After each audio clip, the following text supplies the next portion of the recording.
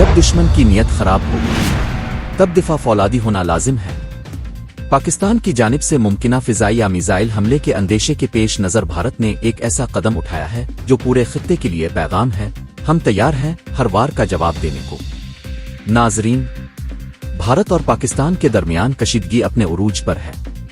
Operation sindoor کے بعد پاکستان کی جانب سے ممکنہ فضائی اور میزائل حملے کے خطرے کو مد نظر رکھتے ہوئے بھارت نے سرحدی علاقوں میں دنیا کے جدید ترین دفاعی میزائل نظام S-400 کو تعینات کر دیا ہے۔ یہ اقدام بھارتی فضائی حدود کے تحفظ کے لیے انتہائی اہم مانا جا رہا ہے۔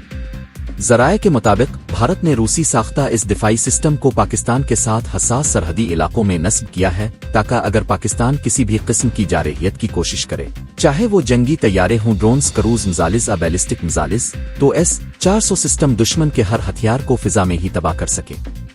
یہ دفاعی سسٹم روس کی NPO آلمیز نامی معروف ڈیفنس کمپنی نے تیار کیا ہے اور بھارت اس نظام کے 5 یونٹ خرید چکا ہے، جن میں سے 3 پہلے ہی بھارتی سرزمین پر تعینات ہیں۔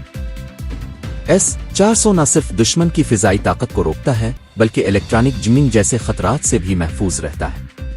اس کا ریڈار نظام 600 کلومیٹر کی رینج تک دشمن کی حرکات پر نظر رکھ سکتا ہے، جبکہ یہ میزائل 400 کلومیٹر تک کے فاصلے پر کسی بھی فضائی ہدف کو تباہ کرنے کی صلاحیت رکھتا ہے۔ ماہرین کا کہنا ہے کہ S-400 کی تعیناتی بھارت کی دفاعی پالیسی میں ایک بڑی اور مضبوط پیش رفت ہے۔